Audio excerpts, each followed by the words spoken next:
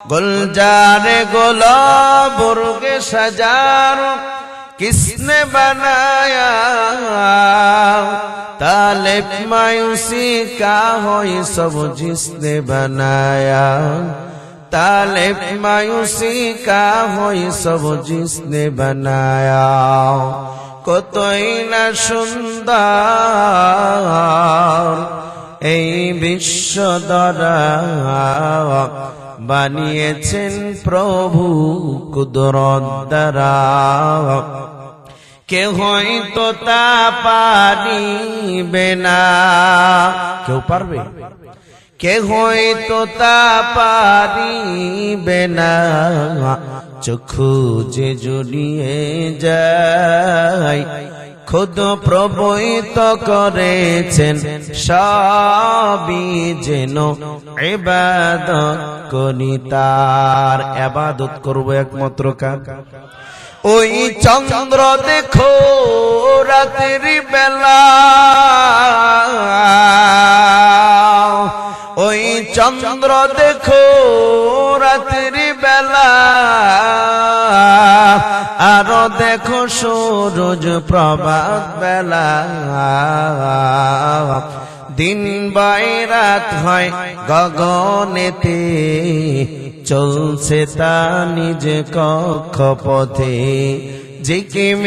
ঝিকিমিকি আলোর দ্বারা করছে উজ্জ্বল বিশ্বভরা, কে হয়তো তা পারিবে না, চক্ষু যে জড়িয়ে যায় খুদ প্রভুই তো করেছেন সবই যেন ইবাদত করি। আল্লাহকে কেমনে চিনবারে মুমিন? পয়গম্বর বলে আল্লাহর কুদরত নিয়ে গবেষণা করো। খাজা মুঈনুদ্দিন চিশতি রহমাতুল্লাহি আলাইহি বলে, এর দুনিয়ার মানুষ কেমন মুসলমান হইলা, আল্লাহকে তোমরা কেমন চিনলা? খাজা মুঈনুদ্দিন একটা এক্সাম্পল দিয়ে তিনি বুঝাইতে চাইলেন। খাজা মুঈনুদ্দিন বলেন, একদিন বিকাল বেলা আমি আজমিরে বিকাল বেলা রাস্তা দিয়ে হাঁটতেছি, রাস্তা দিয়ে হাঁটতে হাঁটতে সুন্দর একটা আম গাছের নিচ দিয়ে যাইতে লাগলাম। আমি তাকাইয়া দেখলাম ওই আম গাছের মধ্যে একটা ময়না পাখি উড়াল দিয়ে চলে আসলো। মুঈনুদ্দিন বলেন, আমি দেখলাম ময়না পাখিটা একটা লাল আমের মধ্যে উড়াল দিয়া বসে গেল। মুঈনুদ্দিন বলেন, ওই ময়না পাখিটা তার ঠোঁটটা ওই লাল সিঁদুরি আমের মধ্যে ঢুকাইয়া দিল, আবার সাথে সাথে ময়না পাখিটা ঠোঁটটা বের করে নিয়ে আসলো। মুঈনুদ্দিন তাকাইয়া দেখেন, আবার ওই ময়না পাখি আকাশের দিকে তাকাইয়া মালিকের সাথে কি জানি কথা বলে। আল্লাহু আকবার। খাজা মুঈনুদ্দিন বলেন, আয় আল্লাহ, আমি মুঈনুদ্দিন মনে করলাম ময়না পাখিটা তোরা তোমার পুরো আমের রসটা চুষে চুষে খেয়ে নিবে, কিন্তু আমি দেখলাম ময়না পাখিটা ঠোঁটটা আমের ভিতর দিল, আবার নিয়ে আসলো। আবার কি জানি তুমি মালিকের সাথে গোপনে কথা বলে। ও দয়ার মালিক, আমি মুঈনুদ্দিনকে ময়না পাখির ভাষা বোঝার তৌফিক দিয়া দাও। সুবহানাল্লাহ। আল্লাহ ডেকে বলেন, এর মুঈনুদ্দিন যাও, আমি তোমাকে ময়না পাখি বুঝার ভাষা দিয়ে দিলাম। এরে মুঈনুদ্দিন এবার দিলের কানটা লাগাইয়া শোনো, ময়না পাখি আমার সাথে কি আলাপ করে। ময়না পাখি বলে, আল্লাহ, তোমার একটা সামান্য ক্ষীণ সৃষ্টি আমের এত মজা, এত মজা, দুনিয়াতে একটা সৃষ্টির মজা যদি এত হয়, তুমি যে আল্লাহ যেই জিনিসটা সৃষ্টি করলা এটার মজা যদি এত হয়, তাহলে তুমি আল্লাহর দিদারের কেমন জানি কত মজা। সুবহানাল্লাহ। ময়না পাখি বলে, আল্লাহ আমি তোমার সৃষ্টির মজা পেতে চাই না, আমি তোমার দিদারের মজা পেতে চাই। বলি না আল্লাহু আকবার। খাজা মঈনুদ্দিন বলে, এরে দুনিয়ার মানুষ, নিজেকে মুসলমান সারা জীবন বলে গেলা, কিন্তু আল্লাহর কুদরত নিয়ে জীবনেও গবেষণা করার সুযোগ পাইলা না। একটা সামান্য ময়না পাখি আমের একটা চুষ, এক ফোঁটা রস খেয়ে আল্লাহকে চিনে ফেলল। খাজা মঈনুদ্দিন বলে, রাত গভীরে আরেক দিনের ঘটনা আমি কোরআন তেলাওয়াত করতেছি, কুপি বাতির আলোতে কোরআনের তেলাওয়াত করতেছিলাম। মঈনুদ্দিন বলেন, ওই লাইটের আলোতে হাজার হাজার পোকা মাকড় উড়াল দিয়ে আসতেছিল। আমি মঈনুদ্দিন চিন্তা করলাম, লাইটের আলো দেখলে পোকা মাকড় কেন উড়াল দিয়ে আসে? মঈনুদ্দিন বলেন, আমি একটা পোকাকে ধরে ফেললাম, পাখার মধ্যে ধনিয়া ডেকে ডেকে বললাম, মেরে পোকা বল, দুনিয়ার আগুন দেখলি তোরা কেন দৌড়াইয়া আসো? আল্লাহ বলেন, এর পোকা, আমার পাগল মঈনুদ্দিনকে তোরা জানাইয়া দে, তোরা কেন দুনিয়ার আগুনের পাগল হইয়া যাস। মঈনুদ্দিন আবার দিলের কানটা লাগাইয়া শুনে, ওই পোকার জবান দিয়া বের হয়, এর মঈনুদ্দিন, তুমি মনে করিও না তুমি একাই আল্লাহর মারেফত আছো, তুমি একাই আল্লাহর আশিক। এরে মঈনুদ্দিন, তুমি মনে করিও না তুমি একাই মাশুকের আশিক হয়ে গেলা। না না না, আমরা পোকা হতে পারি, দুনিয়ার সামান্য সৃষ্টি হতে পারে রে মঈনুদ্দিন, কিন্তু দুনিয়ার আগুন দেখলে আল্লাহর ওই জাহান্নামের আগুনের কথা মনে পড়িয়া যায়। এই জন্য দুনিয়ার আগুন এর মধ্যে পড়িয়া আল্লাহর দিদারে আমরা আমাদের জীবনকে কুরবান করে দেই, যেন কাল কিয়ামতের ময়দানে জাহান্নামের আগুন থেকে আল্লাহর মারেফতে চলে যায়। আল্লাহু আকবার। জাহান্নামের আগুন মাবুদ সইতে পারবো না, দুনিয়াতে নৌকা দাইয়া আখেরে কাদাইও না। জোরে জোরে বলি না আমিন। তাহলে কি বুঝলাম? আল্লাহকে চিনতে হলে আল্লাহর সৃষ্টি নিয়ে গবেষণা করতে হবে। আল্লাহর মাছ, আল্লাহর গাছ, আল্লাহর পশু পাখি, তরুলতা, সমুদ্র, পাহাড়, পর্বত, যা কিছু আমরা উপভোগ করতেছি, এগুলো নিয়ে যদি একটু নিরপেক্ষভাবে গবেষণা করতে পারি, তাহলে আল্লাহকে আমরা চিনে যাব সহজেই। কথা বলেন ঠিক কিনা? আমরা কত নিমু খারাপ হলাম, এত কিছু আল্লাহর উপভোগ করি, কিন্তু আল্লাহকে ডাকতে পারি না। আল্লাহর সব কিছু খাই পড়ি, সব কিছু ভোগ করি, কিন্তু আল্লাহর গোলামি করতে মন চাই না। কথা বলেন ঠিক কিনা? এরপরে আল্লাহ বলেন, তুমি তো আমি আল্লাহকে চিনলা, এবার তোমার কি কি করণীয় একটু শোনো। শোনো, পয়গম্বর বলেন, আল্লাহ বললেন, কু আনফুসাকুম, নিজেকে বাঁচাও, ওয়া আহলিকুম নারা, নিজের পরিবারকে জাহান্নাম থেকে বাঁচাও। এই আয়াতটা নিয়ে মসজিদে নববীতে ওমর ইবনুল খাত্তাব, সাহাবী ওমর ফারুক রাদিয়াল্লাহু তাআলা তিনি বয়ান করতেছেন। এই সূরা তাহরিমের 6 নম্বর আয়াত পরে পরে আমিরুল মুমিনিন বয়ান করেন, আপনাদের মতো একজন বৃদ্ধ বাবা দাঁড়াইয়া গেলেন, ও আমিরুল মুমিনিন, আপনি যে বললেন তুমি তোমার পরিবারকে জাহান্নাম থেকে বাঁচাও, আমি নিজে জাহান্নাম থেকে বাঁচলাম, কিন্তু আমার পরিবারকে তো জাহান্নাম থেকে বাঁচাইতে পারতেছি না। আমিরুল মুমিনিন বলেন, এরে সাহাবী বাবা, বলো তুমি কেমনে পরিবারকে জাহান্নাম থেকে বাঁচাইতে পারো না? ওই সাহাবী বৃদ্ধ বাবা ডেকে বলেন, আমিরুল মুমিনিন, আমার একটা সন্তান আছে, যদি বলি বাবা ডানে যাও, সন্তান বামে চলে যায়। যদি বলি আরে সন্তান বাজারে যাও, সন্তান মার্কেটে চলে যায়। যদি বলি সন্তান আমার কাজে সহযোগী হও, দেখা যায় সন্তান বন্ধু বান্ধবের আড্ডায় চলে যায়। হয় কি হয় না? আমিরুল মুমিনিন বলেন, ঠিক আছে, সন্তানকে নিয়ে আসো। এবার বৃদ্ধ সাহাবী বাড়িতে যাইয়া নিজের সন্তানকে আমিরুল মুমিনিনের কাছে নিয়ে আসলেন। সন্তান ডেকে বলে, ও আমিরুল মুমিনিন, বাবা যে আপনার কাছে আমার বিরুদ্ধে অভিযোগ দায়ের করলেন, আমি বাবার কথা শুনি না। ও আমিরুল মুমিনিন, আমি যুবকেরও একটা অভিযোগ আছে বাবার বিরুদ্ধে। আমিরুল মুমিনিন বলেন, কি সেই অভিযোগ তুমি একটু শোনাও।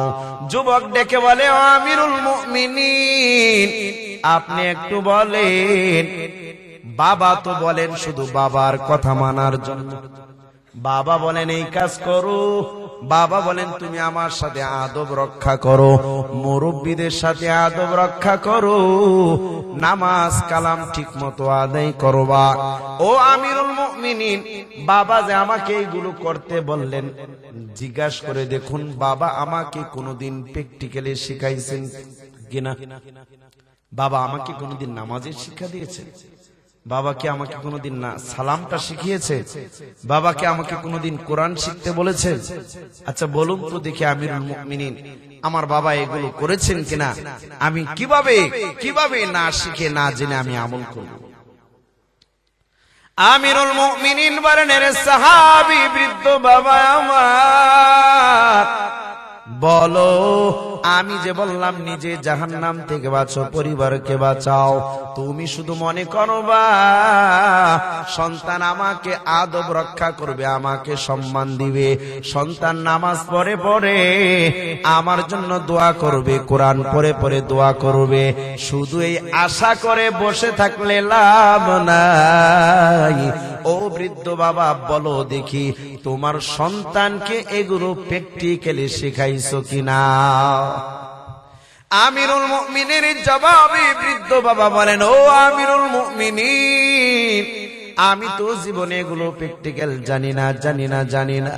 আমিরুল মুমিনিন বলে, ও বৃদ্ধ বাবা, তোমার সন্তান দুনিয়াতে আসার আগে তোমার কাছে একটা পাওয়ানা ছিল।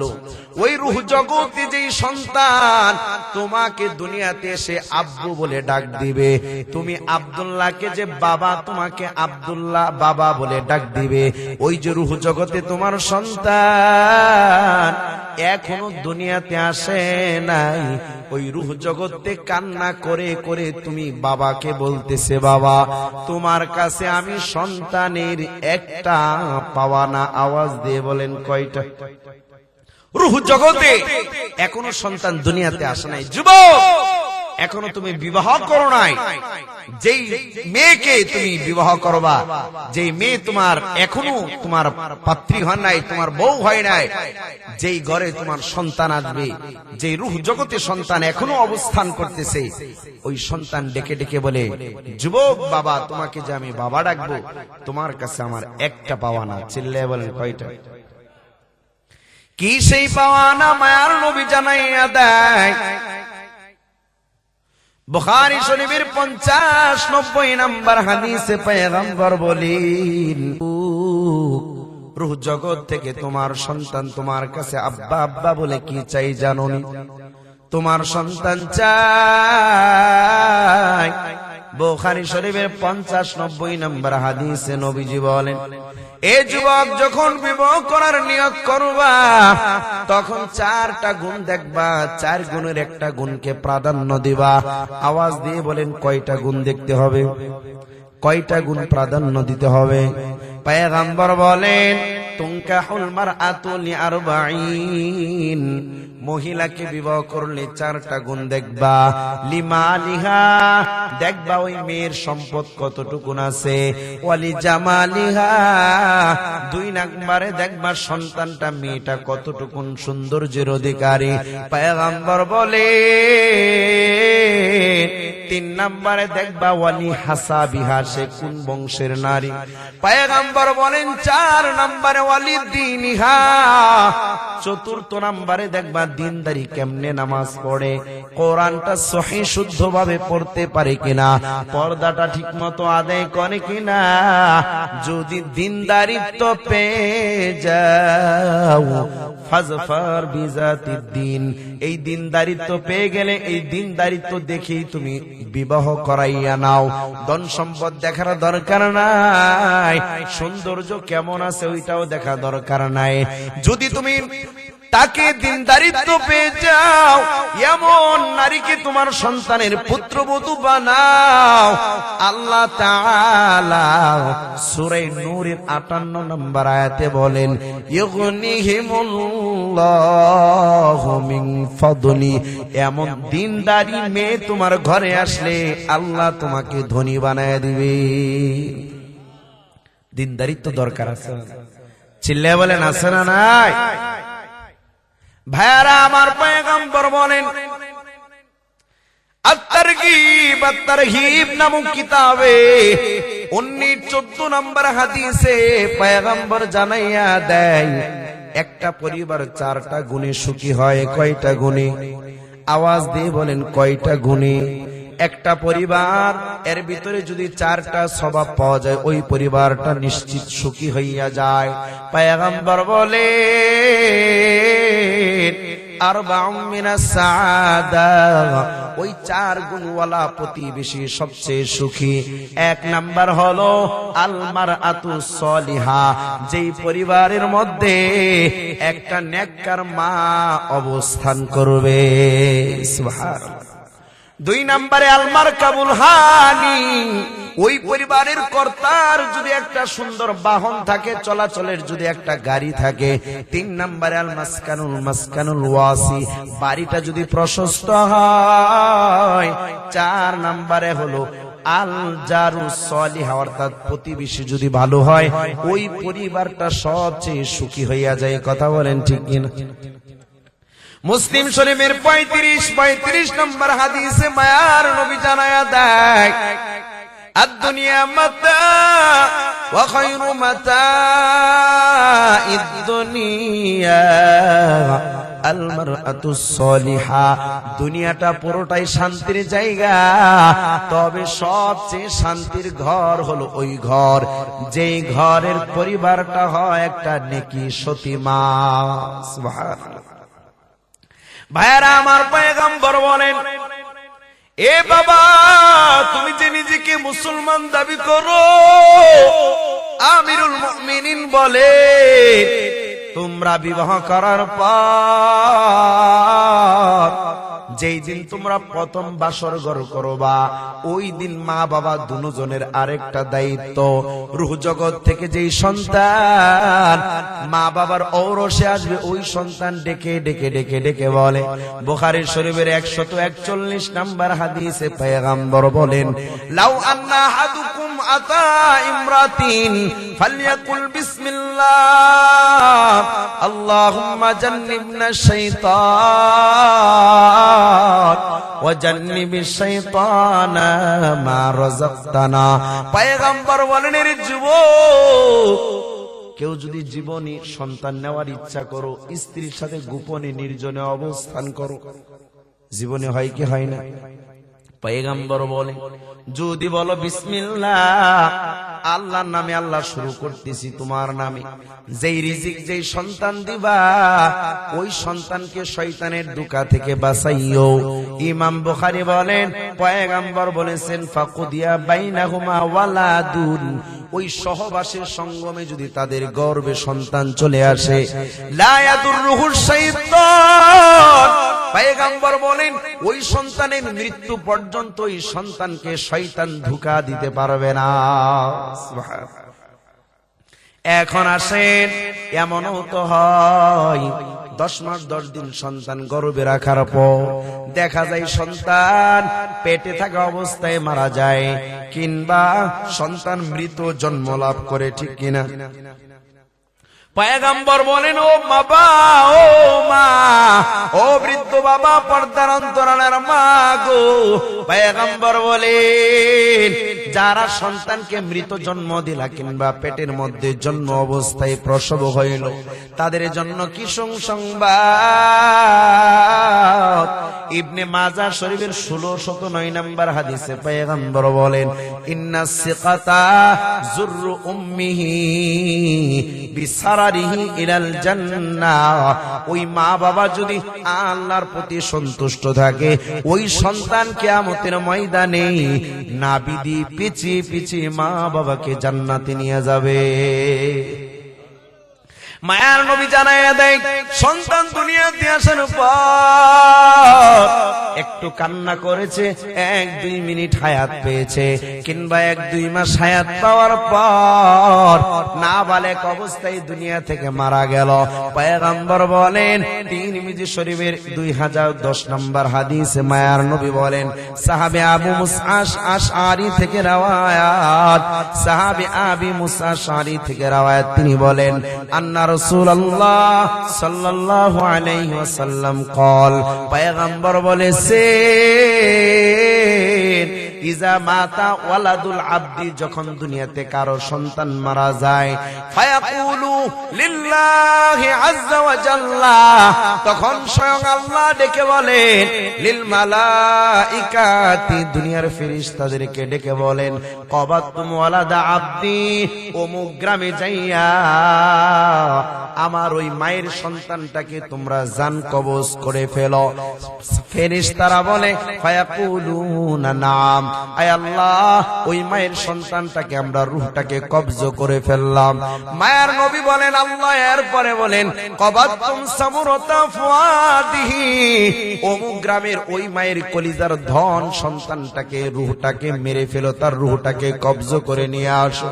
সাহাবায়ে কেরাম, ফেরেশতারা বলে, ফায়াকুলুনা নাম, আয় আল্লাহ, অমুক এলাকা থেকে ওই মায়ের ধন কলিজার টুকরা সন্তানটাকে, রূহটাকে কবজ করে ফেললাম। এরপরে আল্লাহ বলেন, মাযা ক্বাল আবদি, এরে ফেরেশতারা বলো, ওই যে সন্তান হারাইয়া মা, সন্তান হারা বাবা, তারা কি বলেছে?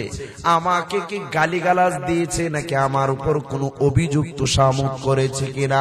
পয়গম্বর বলে, ওই মা বাবা যদি বলে হামিদাকা, আলহামদুলিল্লাহ, আল্লাহর সন্তান আল্লাহ নিয়ে গিয়েছেন, ওয়াস্তারজা ইন্না লিল্লাহি ওয়া ইন্না ইলাইহি রাজিউন, পিতা মাতা যদি বলে ইন্না লিল্লাহি ওয়া ইন্না ইলাইহি রাজিউন, আল্লাহ জানায়া দেয়, উবনু লি আবদি বাইতান ফিল জান্নাহ। ওই মা বাবা, যেই মা বাবা আল্লাহর প্রতি সন্তুষ্ট, সন্তান হারাইয়াও আল্লাহকে গালি দেয় নাই, নবীকে গালি দেয় নাই, সন্তানের মাকেও আটখোরা বলে নাই, গালি দেয় নাই, আল্লাহ বলে, উবনু লি আবদি বাইতান, আমার এই মা বাবার জন্য একটা ঘর বানাও জান্নাতে। সুবহানাল্লাহ। বাইতান ফিল জান্নাহ সাম্মুহু বাইতাল হাম, যেই ঘরের নাম হবে প্রশংসার জান্নাত। এবার আসেন, সন্তান দুনিয়াতে যদি আপনার হায়াত পেয়ে যায়, সন্তান বুঝমান হওয়ার পর আপনি মুসলমান সন্তান থেকে আপনি দায়িত্ব নিতে চান, সন্তান থেকে আদব রক্ষা করতে চান, সন্তানকে আপনি ভালো মানুষ বানাইতে চান। পয়গম্বর বলেন,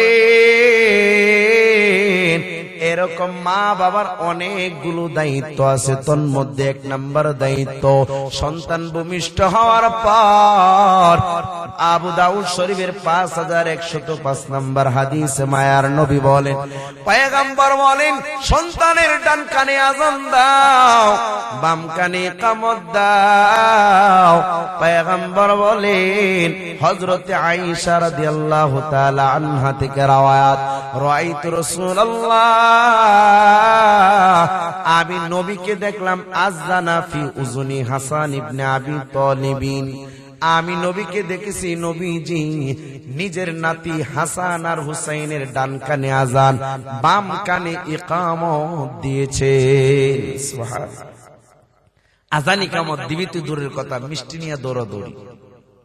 আহা, ইমাম সাহেব কোথায়, মুয়াজ্জিন কোথায়? নাই, তারা নাই, আযান আর কে দিবে? নিজেও তো পারি না। আমার ভাইয়েরা, আপনি কোনো মতো পারলেও আযানটা দেন না। মা বোনেরা যিনারা পাশে থাকবে, তারা যে কেউ পারুক, আযান ইকামতটা দিলেই হলো। হুজুর ইমাম সাহেবকে দিতে হবে এটা কোনো শর্ত না, জরুরি না। যে পারেন কোনো মতো আযান ইকামতটা শুনিয়ে দেন, নবীজির সুন্নাত, বলি না সুবহানাল্লাহ। কয় আযান ইকামত কেমনে দিবে?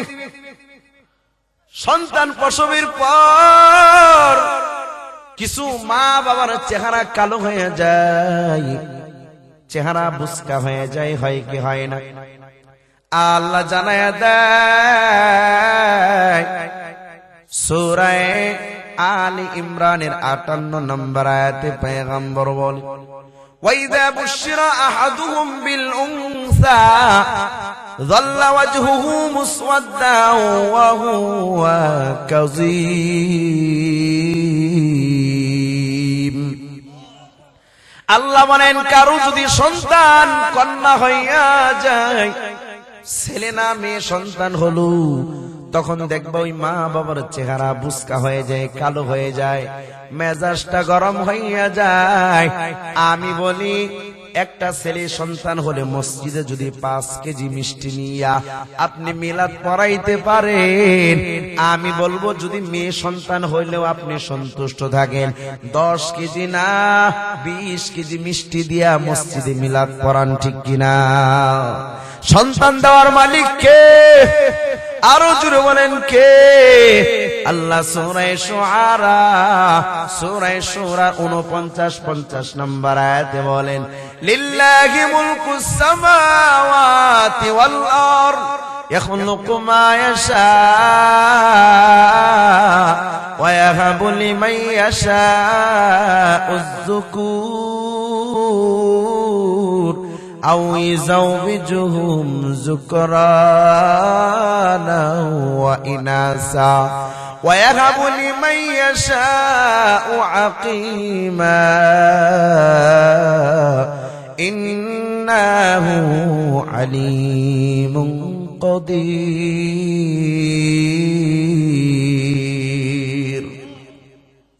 আল্লাহ বলেন, সন্তান দেওয়ার মালিক আমার আল্লাহর হাতে, আমি আল্লাহর হাতে।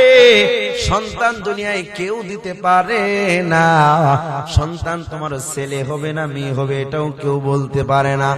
আব্বা জানেরা, এখন প্রশ্ন করতে পারেন, ডাক্তার তো ঠিকই পরীক্ষা নিরীক্ষা করে বলে দিতে পারে। আল্লাহ বলেন, কখন বলতে পারে?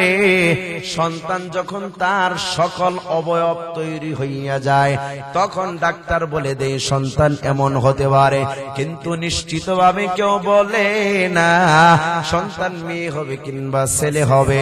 আনুমানিক বলে দেয়, কখনো ঠিক হয় আবার কখনো বেঠিক হয়, ঠিক কিনা?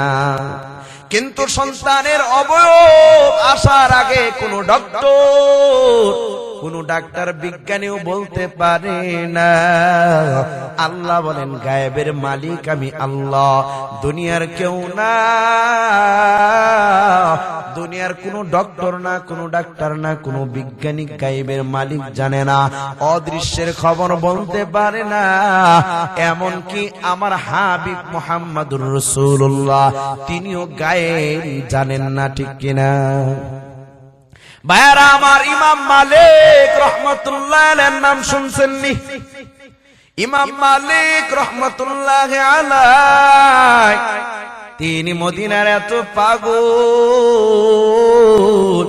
সারাটা জীবন মদিনার জমিনে জীবনটা কাটাইয়া দিলেন। ইমাম মালিক বলে, আমি যদি চাইতাম মদিনার মাটি থেকে মক্কার জমিনে যাইতে দিন দুই একবার যেতে পারতাম, প্রতিদিন দুই একবার হজ করতে পারতাম, কিন্তু আমি মালিক জীবনে একবার মাত্র হজ করলাম। তারপরও আমি মালিকের ভয়, আমি যদি মদিনার মাটিটা ছেড়ে মক্কার জমিনে চলে যাই, তাহলে তো মক্কার জমিনে যদি আমার মৌত হইয়া যায়, সেখানে যদি আমি মারা যাই, আমার তো মনের আশা আমার মরণটা যেন মদিনার মাটিতে হয়। মদিনায় মরার পর আমার রওজা কবরটা যেন জান্নাতুল বাকিতে হয়। বলি না আল্লাহু আকবার। মদিনা যাইতে পারলাম না, মদিনা দেখতে পারলাম না, মদিনা যাইতে পারলাম না, মদিনা দেখতে পারলাম না। আমি অসহায় তাই এত দূরে রই, আমি অসহায় তাই এত দূরে রই, শুধু সালাম জানাই মদিনা যাইতে পারলাম না, মদিনা দেখতে পারলাম না। মদিনা যাওয়ার আশা আছে তো? মদিনা নাম কত সুন্দর,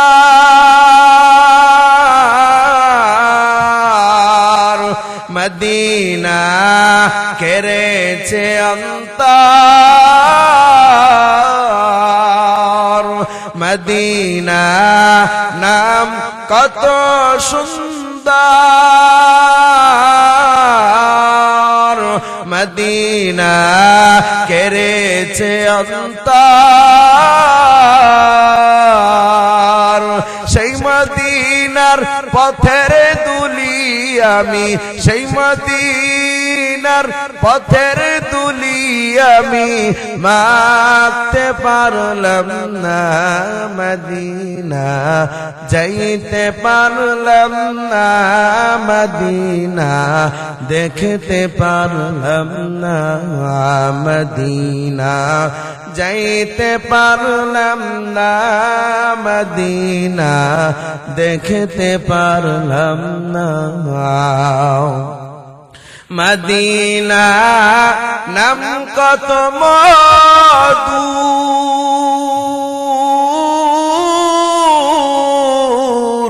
মদিনা আর যে কত দূর, মদিনা নাম কত মধু, মদিনা আর যে কত দূর। পাখির নাই ডানা থাকলে, পাখির নাই ডানা থাকলে যেতাম মদিনা, মদিনা যাইতে পারলাম না, মদিনা দেখতে পারলাম না, মদিনা যাইতে পারলাম না, মদিনা দেখতে পারলাম না। আমি অসহায় তাই এত দূরে রই, আমি অসহায় তাই এত দূরে রই, শুধু সালাম জানাই মদিনা যাইতে পারলাম না, মদিনা দেখতে পারলাম না। সকলকে মদিনার মুসাফির হিসাবে কবুল করুন, বলেন আমিন। ভাইয়েরা আমার, ইমাম মালিক বলেন আমি মরণের ভয় মদিনা ছেড়ে মক্কায় গেলাম না, কেন আমার যেন মরণটা মদিনায় হয়, আমার যেন কবরটা জান্নাতুল বাকিতে হয়, বলি না সুবহানাল্লাহ। ইমাম মালিক স্বপ্ন দেখলেন নবীজি হাজির। নবীজিকে বললেন, নবীজি আপনি তো আল্লাহর মারিফতে আছেন, বলেন দেখি আমি ইমাম মালিক কোথায় কখন কিভাবে মারা যাব, কোন দিন মারা যাব। নবীজি বলেন, আমি 3টা আঙ্গুল ইমাম মালিককে স্বপ্নে দেখাইলাম, কিছু ব্যাখ্যা দিলাম না। ইমাম মালিক তখন তদানীন্তন সময়ে আল্লামা সিরিন রহমতুল্লাহ আলাইহির কাছে গেলেন এই 5 আঙ্গুলের ব্যাখ্যা জানার জন্য। তখন আল্লামা সিরিন বলেন, সূরা লুকমানের সেই 34 নম্বর আয়াতে আল্লাহ এই 5 আঙ্গুলের তোমার ব্যাখ্যা দিয়েছেন, তার মানে এই 5 জিনিসের ইলম, 5 জিনিসের অদৃশ্যের খবর আল্লাহর নবী তোমাকে বলতে পারবে না, বলি না সুবহানাল্লাহ। আল্লাহ তাআলা সূরা লুকমানের 34 নম্বর আয়াতে জানাইয়া দেয়, ইন্নাল্লাহা ইনদাহু ইলমুস সাআ ওয়া ইউনাজ্জিলুল গায়স ওয়া ইয়ালামু মা ফিল আরহাম وما تدري نفس ماذا تكسب غدا وما تدري نفس بأي أرض تموت।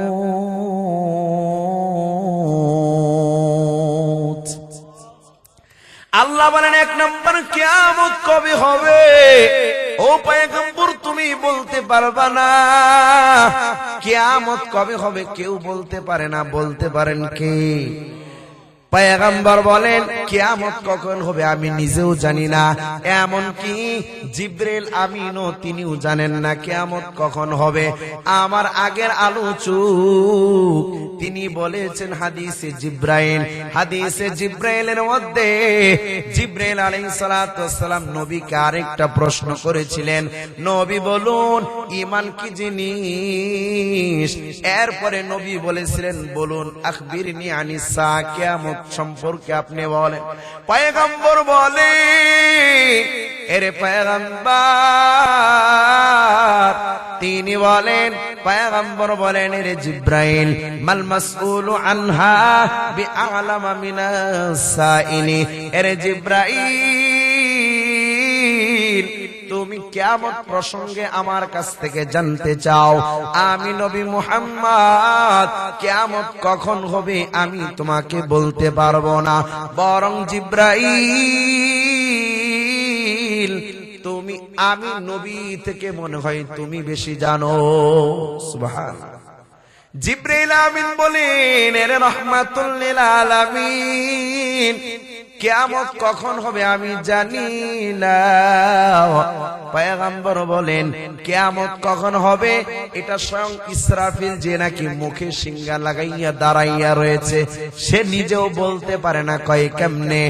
আমি যখন মেরাজের রাত্রিতে আর সে মুআল্লায় চলে গেলাম, তাকাইয়া দেখলাম হযরত ইসরাফিল দাঁড়াইয়া রয়েছে।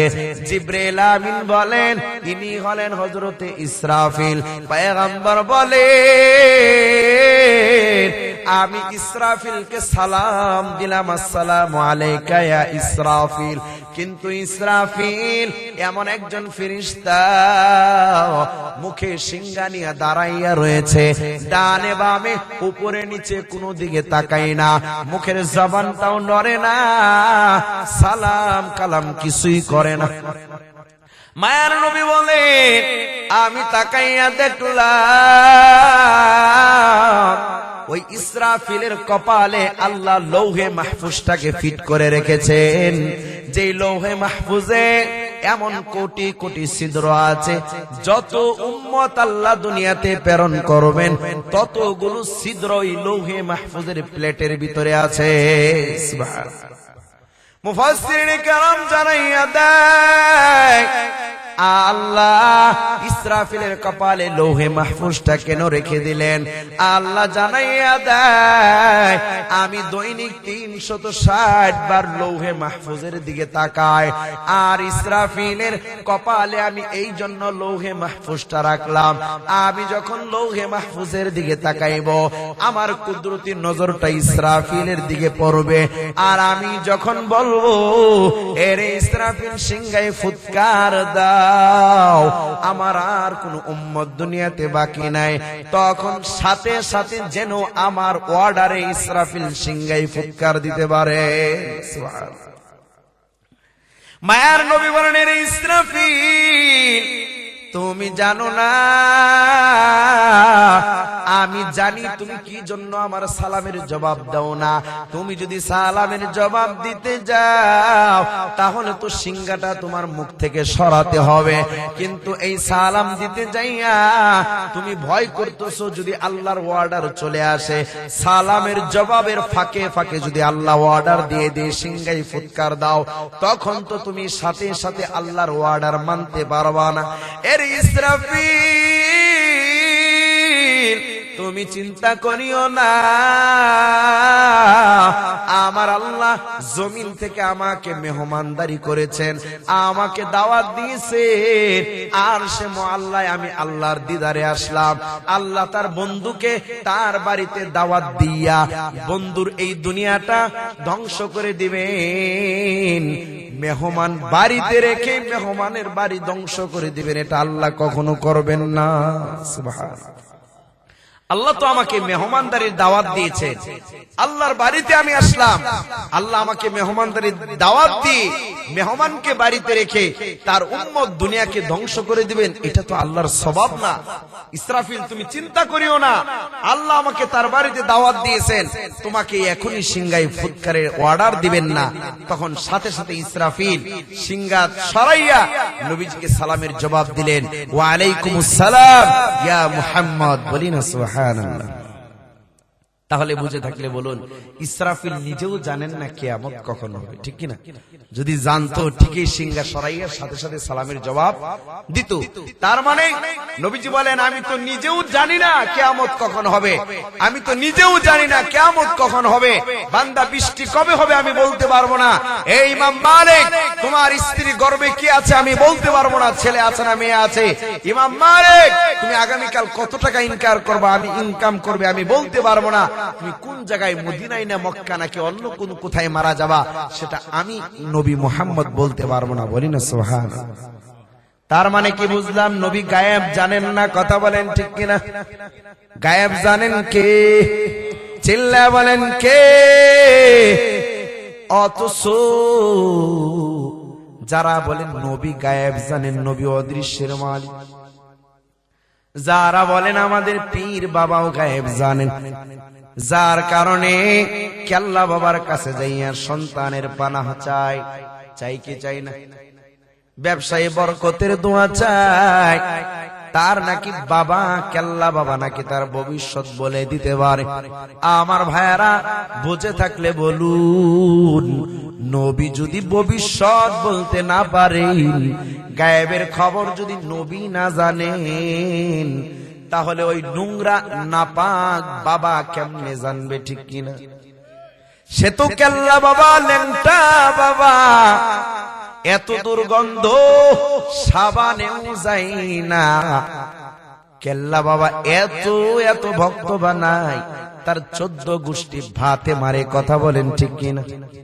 যারা নবীকে গায়েব মনে করেন, যারা বলেন নবী আমাদের হাজির, যারা বলেন নবী আমাদের নাজির, আমি বলি তারা গুনাহ করেছে, শিরিকের গুনাহ, তাদের ঈমান নিয়ে দুর্বলতা আছে, তারা দেহ আছে কয়ে কেন?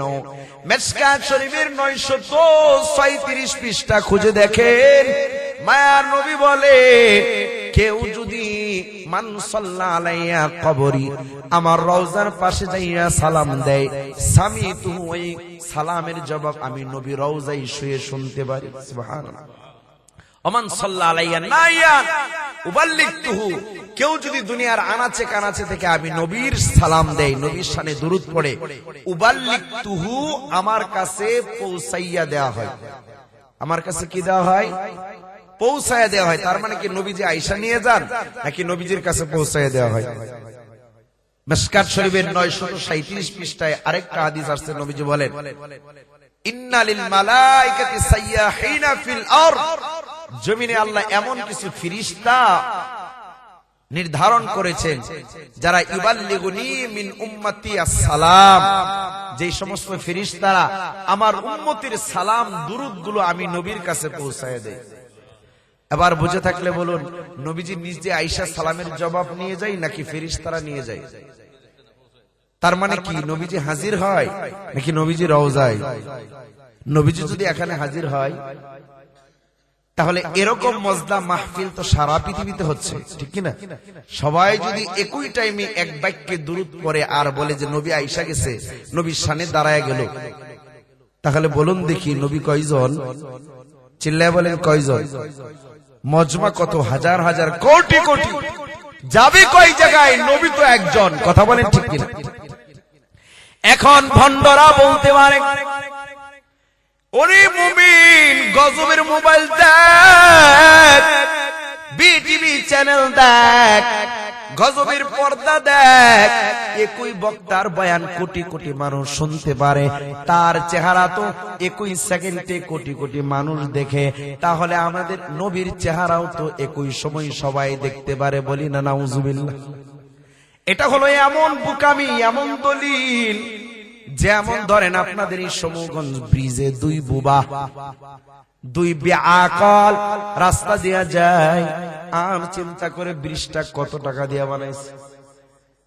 এক বেআকলে কয় মনে হয় 10,000, আরেক বেআকলে না 10,000 হবে না, 2,012 হতে পারে।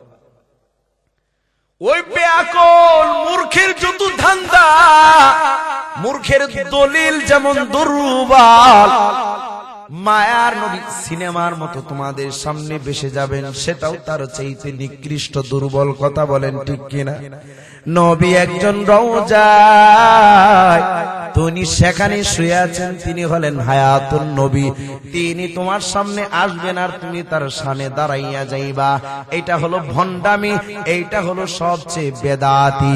মায়ার নবী বলেন, যারা বেদাত কাজ করবে, কুসংস্কার করবে, নিজে নিজে আমল বানাইবে, বলবে পূর্বপুরুষ বাপ দাদারা করে গেছে এই জন্য আমরা করি না। না না, আগেলা ছেড়ে দাও, নতুনত্ব আধুনিকতা গ্রহণ করো। উলামায়ে কেরাম, হক্কানি উলামায়ে কেরাম, দেওবন্দি উলামায়ে কেরাম যেই সিলসিলাই ধারায় ওনারা জীবন বাস্তবায়ন করে, ওই দিকে চলো। উলামায়ে দেওবন্দি, আমরা যদি তাদেরকে এই ভুলগুলো ধরাইয়া দেই, আমরা কে বলে তোরা হইলি ওয়াহাবি। কি বলে আমাদেরকে? কি বলে? কই ওয়াহাবি মোল্লারা, এই কাটমুল্লাহ, এরা হইল ওয়াহাবি, এরা হইল ইয়াজিদের দালাল। বলি না নাউজুবিল্লাহ? আমরা বলি ইয়াজিদের দালাল, আমরা হইল ওয়াহাবি কাটমুল্লাহ। আর তারা যারা হাজির নাজির ওয়ালা, তারা যারা কিয়াম করনেওয়ালা, তারা যারা গায়েব মাননেওয়ালা, তারা নিজেদেরকে দাবি করে আমরা হইলাম আহলে সুন্নাহ ওয়াল জামাত। বলি না নাউজুবিল্লাহ? ভাইরা আমার, আমরা তো দেখলাম আহলে সুন্নাহ ওয়াল জামাত ওই স্বৈরাচারের আমলে তারা সরকারের 5টা গোলাম ছিল, 5টা গোলাম। কই কেমন গোলাম? কই মিশরের বাদশা। একবার স্বপ্ন দেখলেন যে পুরুষের জন্য রেশমি পোশাক পরা কি করা যায়, সে রেশমি পোশাক পরবে, তার অনেক বড় স্বপ্ন। ছেড়ে দিব? ছেড়ে দেই? মিশরের বাদশা স্বপ্ন দেখে আমি রেশমি কাপড় পরলাম। সকালবেলা মিশরের দরবারে কিছু আলেম আছে যারা সরকারের 5টা গোলাম, এদেরকে জিজ্ঞাসা করলো, এর দরবারে মৌলারা, তোমরা তো আমার টাকাই চলো, আমার সুদ ঘুষ খাও, আমি যেভাবে বলি সেভাবেই তোমরা বয়ান করো, বক্তৃতা দাও, বলো দেখি আমি মিশরে বাদশার জন্য রেশমের পোশাক, রেশমি পোশাক পুরুষের জন্য পরা হালাল না হারাম? বুঝে থাকলে বলুন, রেশমের পোশাক পুরুষের জন্য পরা হালাল না হারাম? অলবুসুল হারির, পুরুষের জন্য রেশমের পোশাক, অর্থাৎ বর্তমানে পাতলা। আপনারা তো এমনও শুনেছেন টাঙ্গালের শাড়ি যে মেসের ভিতরে ঢুকানো যাইত, এমন চিকন মিহি কাপড়, ঠিক কিনা? বর্তমান জামানায় রেশমি কাপড় হলো যত পাতলা আছে, বেহায়াপনা, উলঙ্গ গুপ্ত অঙ্গ দেখা যায়, গোপন অঙ্গ দেখা যায়, এগুলোই হলো রেশমের হুকুমে চলে আসবে। মিশরের বাদশা বলেন, মোল্লারা বলো তো দেখিয়া, আমি বাদশার জন্য রেশমের পোশাক পুরুষের জন্য পরা হালাল না হারাম? তো দরবারি মোল্লারা চিন্তা করলো, হারে এখন যদি বাদশার পক্ষে যদি আমরা ফতোয়া না দেই, তাহলে তো আমাদের আর কোনো চাকরি থাকবে না, আমাদের তো কোনো দখলদারিত্ব থাকবে না। মোল্লারা ডেকে বলে, ও মিশরের বাদশা নামদার, আপনার জন্য রেশমি পোশাক পরা জায়েজ আছে। মিশরের বাদশা বলেন, আমি জানি তোরা তো হইল আমার মাল খাওয়া মোল্লা, তোদের কথা আমি মানব না। যারা দরবারি মোল্লা না, যারা আমার কথাই চলে না, যারা কোরআন নিয়ে চলে, যারা দ্বীন ইসলামের প্রকৃত জ্ঞান নিয়ে চলে, আমি তাদের কাছে জানবো। তদানীন্তন সময়ে মোল্লা জিউন রহমতুল্লাহি আলাইহি, যিনি নাকি ইমাম হাম্বল ইবনে ইমাম আহমদ হাম্বলের উস্তাদ ছিলেন, যিনি কিতাবে মুসনাদ নিজের হাতে লিখেছেন, মোল্লা জিউন রহমতুল্লাহি আলাইহি, উনাকে ডেকে আনা হলো। ও মোল্লা জিউন, বলো আমি বাদশার জন্য রেশমের পোশাক পরা হালাল না হারাম? মোল্লা জিউন রহমতুল্লাহি আলাইহি বলেন, ও বাদশা নামদার, আপনার দরবারে যে কিছু বেদাতি মৌলবী ছিল, তারা তো সবার সামনে বলেছে আপনার জন্য হালাল, আপনার জন্য জায়েজ আছে। তারা যেমন সবার সামনে বলেছি, আমি মোল্লা জিউনও শুক্রবারে জুমার টাইমে সবার সামনে বলবো এটা হালাল না হারাম। সুবহানাল্লাহ। মোল্লা জিউন বলেন, জুমাবার দিন হাজার হাজার মিশরের মানুষের সামনে আমি বললাম, এ দুনিয়ার মানুষ, মিশরের বাদশা নামদার, আপনি পুরুষ কেন? মিশরের কোটিপতির জন্য, পুরুষের জন্য রেশমের পোশাক পরা হালাল না। সুবহানাল্লাহ। মোল্লা জিউন চিনতে পারছে এরা হইল আমার দরবারি আলেম, আর এই হলো প্রকৃত আলেম, কারণ তার ভিতরে আমার কোনো ভয় নাই। হযরত ওমর ইবনুল খাত্তাব কাবে আহবার, যিনি ইহুদিদের ইমাম পণ্ডিত ছিলেন, তাকে জিজ্ঞাসা করলেন, এরে কাবে আহবার, বলুন দেখি, মান আর বাবুল ইলম, প্রকৃত ইলম ওয়ালা কে? পয়গম্বর এর বান্দা উম্মত। কাবে আহবার ডেকে বলেন, আল্লাযিনা ইয়ামালুনা বিমা ইয়ালামুন, যারা যা জানে যেই অনুযায়ী সেই অনুযায়ী যারা আমল করে, যতটুকুন জানে ততটুকুন যারা আমল করে, এলাই হলো প্রকৃত আলেম। কাবে আহবার বলেন, ফামা আখরাজাল ইলমু মিন কুলুবিল উলামা, আলেমের কলব থেকে ইলম কখন উঠে যায়, আলেমের এলেমগিরি কখন উঠে যায়, মোল্লার মোল্লাগিরি কখন উঠে যায়, আলেমের অধীনস্থ আলেমের পাওয়ার কখন উঠে যায়। কাবে আহবার বলেন, কোন আলেমের ভিতরে যদি আত্মমউ লোভ ঢুকে যায়, কি লোভ ঢুকে যায়? কি লোভ? সেটা হতে পারে দরবারের লোভ, চেয়ারের লোভ, টাকার লোভ।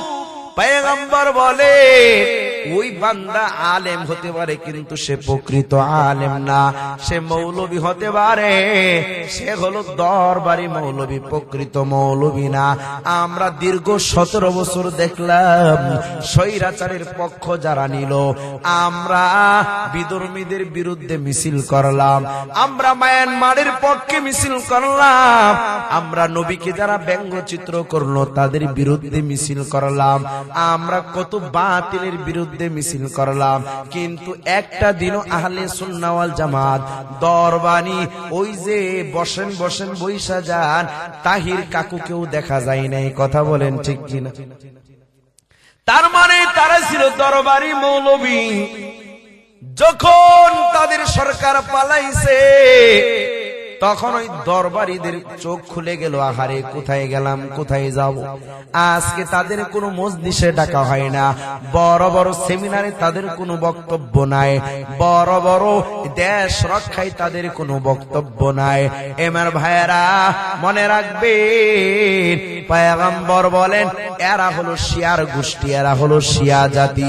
শিয়া জাতি এমন জাতি, এরা হলো ইহুদিদের দালাল, এরা ইহুদিদের দালাল, এরা হলো শিয়া গোষ্ঠী, ইহুদিদের দালাল, মুসলমানদের চরম শত্রু। বলি না নাউজুবিল্লাহ।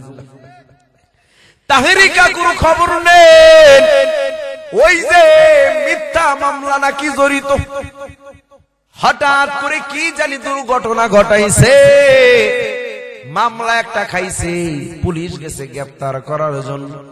তার অন্ধভক্তরা পুলিশকে এত মারধর করেছে, অলরেডি 3টাকে হসপিটালে পাঠাইছে, অনেকের মাথা ফাটাইছে। এবার তাহিরে কাকুকে গ্রেফতার করা হয়েছে, বাকিদের পালা শুরু। পয়গম্বর বলেন বাতিল যারা এরা শক্তি দেখাবে, কিন্তু বাতিল চিরদিন টিকতে পারে না। কথা বলেন ঠিক কিনা? বাতিল চিরদিন টিকতে পারে না। এই জন্য বাতিল সবসময় দুর্বল, সবল থাকবে বাতিল। কিন্তু যারা হকের উপর আছে এরা জুলুম হবে, এরা জালেমের কাষ্টে বন্দী হবে, এরা জেল জুলুম হাজত সবকিছু কাটবে, কিন্তু এরা হকের উপর থাকবে। কথা বলেন ঠিক কিনা? এদের ঈমান কেউ ধ্বংস করতে পারবে না। আর বাতিল যারা, এরা সরকারের লুবে পড়ে তাদের ঈমানকে বিক্রি করে দিবে। এরা কোন বেদিনের বেঈমানের নবীদের শত্রুদের বিরুদ্ধে মিছিল মিটিং করবে না, অথচ বলবে আমরা অনেক নবীর আশিক। বলি না নাউজুবিল্লাহ। ভাইরা আমার, যারা বলে আমাদেরকে ওয়াহাবি আর যারা নিজেদেরকে সুন্নি দাবি করে, কি কারণে তারা সুন্নি দাবি করে, কি কারণে আমরা ওয়াহাবি, এর কয়েকটা পয়েন্ট আপনাদেরকে গল্পে গল্পে শোনাইয়া যায়। আমি দরুদ পড়ি, আমি দরুদ পড়ি, মিলাদ পড়ি না তাই বলো ওয়াহাবি। আমি বসে দরুদ পড়ি দাঁড়াই না তাই বলো ওয়াহাবি। আমি নবী জন্মের কেক কাটি না তাই বলো ওয়াহাবি। আমি জশ্নে জুলুস বিদাত করি না তাই বলো ওয়াহাবি। ঠিক না? আমি বসে দরুদ পড়ি দাঁড়াই না তাই বলো ওয়াহাবি। আমি দরুদ পড়ি মিলাদ পড়ি না তাই বলো ওয়াহাবি। আমি নবী জন্মের কেক কাটি না তাই বলো ওয়াহাবি। আমি জশ্নে জুলুস বিদাত করি না তাই বলো ওয়াহাবি। বন্ধু শোনো, আবেগ দিয়ে সব চলে না, কোরআন হাদিস মানো। কি মানতে হবে? বন্ধু শোনো, আবেগ দিয়ে সব চলে না, কোরআন হাদিস মানো। আমি ওয়াহাবি হয় নবীর সুন্নত একটাও সারি না, তুমি সুন্নি হয় সুন্নতেরই ধান দানো না। ঠিক কিনা? আমি ওয়াহাবি হয় নবীর সুন্নত একটাও সানি না, তুমি সুন্নি হয় সুন্নতেরই ধান দানো না। তুমি কেমন সুন্নি, কোরআন হাদিস খুলে একটু দেখো। বন্ধু শোনো, আবেগ দিয়ে সব চলে না, কোরআন হাদিস মানো। বলেন বন্ধু শোনো, আবেগ দিয়ে সব চলে না, কোরআন হাদিস মানো। তুমি সুন্নি হয় মিষ্টি সারা দরুদ পড়ো না, আমি ওয়াহাবি হয় দরুদ পড়তে মিষ্টি লাগে না। ঠিক না?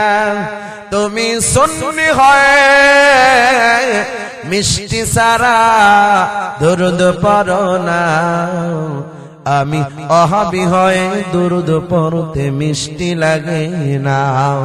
মিষ্টি সারা দরুদ পড়তে তোমরা কি তা জানো?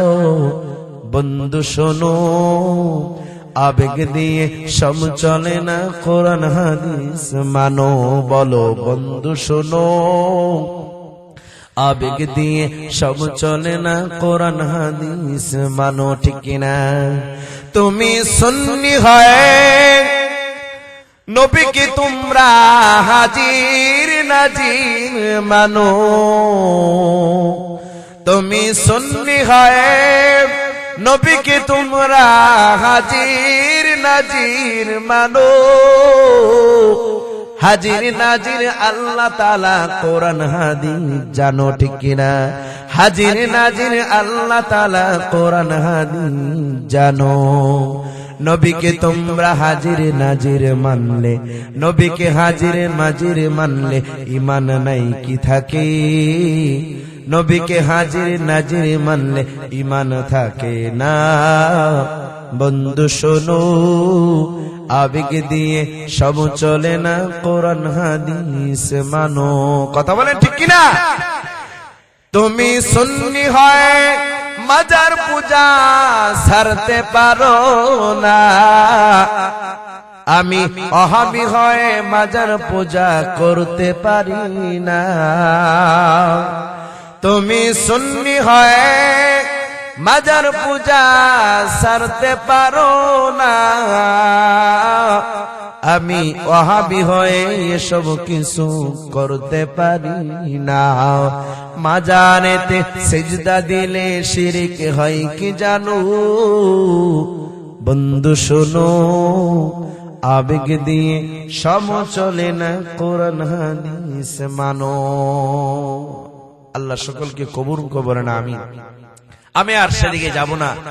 বলতেছিলাম সন্তানের উপর মা বাবার দায়িত্বগুলো কি কি ছিল। 1 নম্বর দায়িত্বে আমি চলে গেলাম, বাকি আরো বলতে গেলে আরো 2 ঘন্টা প্রয়োজন। 11 থেকে আরো 12টা দায়িত্ব আছে। ভবিষ্যতে হায়াতে রাখলে, তকদিরে থাকলে এদিকে আসবো। এখন আমি আপনাদের থেকে বিদায় নেব। তবে বিদায়ের আগ মুহূর্তে যারা আছেন, আল্লাহ বলেন ওসিলা বনে যাও, ওসিলা বনে যাও। আমি আখির মোনাজাত করব, বাবা বসেন। ওসিলা বনে যাও, আমি মুসাফির মানুষ, আমি চলে যাব, সেই সুদূর ঢাকা থেকে এসেছি। আপনারা অনেকেই ক্লান্ত হয়ে গিয়েছে, একটু উঠাবো, আপনাদের সাথে বেয়াদবি করতে চাই, একটু উঠাবো। আপনারা একটু উঠবেন তো ইনশাল্লাহ? দাঁড়াবেন তো ইনশাল্লাহ? নারে তাকবীর! সবাই দাঁড়ায় যান, দাঁড়ায় যান। নারে তাকবীর! দিন ইসলাম, দিন ইসলাম। আমার বাবারা, বৃদ্ধ বাবারা, যুবক ভাইরা যারা আছেন, সবাই আমার কাছে আসবেন। আমার 2টা হাতে আপনারা মুসাফা করবেন। যাদের হাতে টাকা আছে, সামর্থ্য থাকলে টাকা দিয়ে মুসাফা করবেন। টাকা আমি নিব না, মসজিদের জন্য টাকা দিয়ে মুসাফা করবেন। আমি আপনাদের জন্য দোয়া করব। এখন মুনাজাত হবে, আখিরি মুনাজাত হবে। সবাই আসেন, সবাই আসেন। যার কাছে টাকা আছে সেও মুসাফা লানাকুনান্না মিনাল খাসিরিন। ربنا فاغفر لنا وذنوبنا وكفر عنا سيئاتنا وتوفنا مع الأبرار اللهم رب ارحمهما كما ربياني صغيرا اللهم اجعلني في عيني صغيرا وفي أعين الناس كبيرا أي رب العالمين কুদরতি নজর দিয়া তাকাইয়া দেখেন রাত গভীরে। আয় আল্লাহ, চর রাঘবপুর এলাকার মুসলমানরা কি জানি চাই, ভিক্ষুকের মতো, কাঙ্গালির মতো 2টা হাত পেতে রেখেছে মালিক। আল্লাহ, যেই মুহূর্তে তুমি প্রথম আসমানে আসার অর্ডার দিয়ে দাও, আয় আল্লাহ, জানি না কার কি মনের আশা মালিক। আয় রব্বুল আলামিন, প্রত্যেকের হাতকে আপনি কবুল করিয়া নিন আল্লাহ। আয় আল্লাহ, যাদের মা বাবা কবরে মাফ করিয়া দিন, যারা জীবিত আছে দীর্ঘ নেক হায়াত দারাজ করুন। সাহাবী আবু বকরের মতো আল্লাহ বৃদ্ধ বাবাদের দানকে কবুল করুন। যুবক ভাইদেরকে সাহাবী ওমরের দানকে কবুল করুন। আয় আল্লাহ, যুবক ভাইদের জেহেন জাকত বাড়াইয়া দিন। বৃদ্ধ বাবাদের নেক হায়াত দারাজ করুন আল্লাহ। পর্দার অন্তরালে মা বোনদেরকে মা খাদিজা বানাইয়া দিন, মা আয়েশার মতো বানাইয়া দিন। আল্লাহ আয় রব্বুল আলামিন, আপনার এই মসজিদটাকে আপনি কবুল করুন। নির্মাণ কাজ চলতেছে আল্লাহ, যতদূর সম্ভব আপনি আল্লাহ যতদূর সম্ভব এই কাজের সমাধা দিয়ে দিন। আল্লাহ আজকের মাহফিলের প্রধান অতিথি, সভাপতি, সহসভাপতি, বিশেষ অতিথি, বরণ্য অতিথি, সম্মানিত অতিথি, আমন্ত্রিত অতিথি সহ উলামায়ে কেরাম প্রত্যেকের মনের নেক আশাগুলো আপনি কবুল করুন। প্রত্যেকের দানকে আপনি কবুল করিয়া নেন আয় রব্বুল আলামিন। এখানে অনেকে আছে নিজের মা বাবাকে কবরে রেখে আসছে। আল্লাহ মুনাজাতের পর ঘরে গিয়ে দেখবে অনেকের মা নাই, আল্লাহ অনেকের বাবা নাই। বেড়া ভারাক্রান্ত হৃদয়ে তোমার কাছে মাফি চাই আল্লাহ। ওই মা বাবার কবরকে জান্নাতুল ফেরদাউসের বাসিন্দা বানায় দাও আয় রব্বুল আলামিন। জানি না কার জন্য দোকানে কাফনের কাপড় রেডি হয়ে গেছে আল্লাহ, জানি না কখন জানি বাঁশের সুপ পাইকা গেছে আল্লাহ, জানি না কখন যেন মসজিদের পালকি বাড়ির দরজায় দাঁড়ায় যায় আয় আল্লাহ। ছেলে কানবে, সন্তান কানবে, বাবাও কানবে, মাও কানবে, দাদাও কানবে, দাদিও কানবে, শ্বশুরও কান্না করবে, শাশুড়িও কান্না করবে, ভাই বারাদর সবাই কানবে। সন্তান দৌড়াইয়া যাবে মসজিদে, ইমাম সাহেব আমার বাবার দুনিয়াতে নাই, মাইকে একটু বলে দে আব্দুল্লাহ দুনিয়া থেকে বিদায় নিছে, আব্দুল্লাহর জানাজা হবে। আল্লাহ জানি না কার ঘরে, ঘুমের ঘরে কার মৌত হয়ে যায় আল্লাহ, না জানি কার জোয়ার আড্ডাই মৌত হয়ে যায় আল্লাহ, না জানি কার জিনাহের আড্ডাই মৌত হয়ে যায় আল্লাহ। বেগানা নারীর চেহারা দেখতে দেখতে না জানি কার মৌত হয়। কুদরতি নজর দিয়া তাকায় দেখেন অনেকের চোখে পানি চলে এসেছে আল্লাহ। আমার দিলটাকে নরম করিয়া দেন, কান্নাওয়ালা চক্ষু দান করেন আল্লাহ। আল্লাহ যার চোখে পানি তার উসিলায় আমাদের হাতগুলো কবুল করিয়া নিন এই রব্বুল আলামিন। বড়ই পাতা দিয়ে গরম পানি করিয়া গোসল দিবে, দামি দামি জামাগুলো বেলেট দিয়া কাটবে, আরামের বিছানা থেকে খাটিয়াই শোয়াইবে আল্লাহ। আল্লাহ রাস্তা দিয়ে নিয়ে যাবি, সেদিন আত্মীয় স্বজন সবাই কাঁদবে, আমার সন্তান কই আল্লাহ, তুমি নিয়ে গেলে আর তো রিটার্ন ফিরাইবা না রে মালিক। অনেকের দাদা গেল, দাদিও গেল, কেউ তো ফিরে আইলো না আল্লাহ। কত মানুষের সাথে একসাথে চলাফেরা করেছি, আজকে সে কবরে শুয়ে রয়েছে। অনেকের মা বোনেরা একসাথে চলাফেরা করেছে, একে অন্যের বাড়িতে তারা বেড়াইছে, একে অন্যের বাড়িতে আত্মীয়তার বেড়ানো বেড়াইছে, কিন্তু আত্মীয় আজকে রাস্তার পাশে কবরে শুয়ে রয়েছে। অনেকের কবর পানিতে ভাসিয়া গেছে, অনেকের কবরের কোনো হদিস নাই। উদয়ের মালিক আল্লাহ প্রত্যেকের কবরকে জান্নাতের সাথে কালেকশন বানাইয়া দিন আল্লাহ। যারা অসুস্থ শিফা দান করুন অনেক বাবা আছে অসুস্থ, ঠিক মতো খাইতে পারে না, মসজিদে এসে 5 ওয়াক্ত সেজদা রুকু দিয়ে নামাজও পড়তে পারে না। আজকের ওসিলায় সুস্থতার নিয়ামত দান করুন। আয় আল্লাহ, ওই বান্দি, যেই বান্দি অন্ধ অবস্থায় তোমার ঘরে তোয়াফ করে তার চেহারা, তার নজর ফিরে পাইল, চোখের আলো ফিরে পাইল, তুমিও তো আমাদের আল্লাহ। আয় আল্লাহ, তুমি আমাদের সুস্থতার নিয়ামত দিয়ে দাও। আয় আল্লাহ, নবীর রওজা জিয়ারতের তৌফিক দাও। হাজি না বানাইয়া কবরের ডাক দিও না আল্লাহ, প্রকৃত ইমানদার না বানাইয়া কবরের ডাক দিও না আল্লাহ। এই মসজিদের যত দায়িত্বশীল সভাপতি, সহ সভাপতি, সেক্রেটারি, ক্যাশিয়ার যারা আছেন, সকল সদস্যবৃন্দ আগে পরে সকলকেই মাফ করিয়া দিন। সাল্লাল্লাহু তাআলা আলা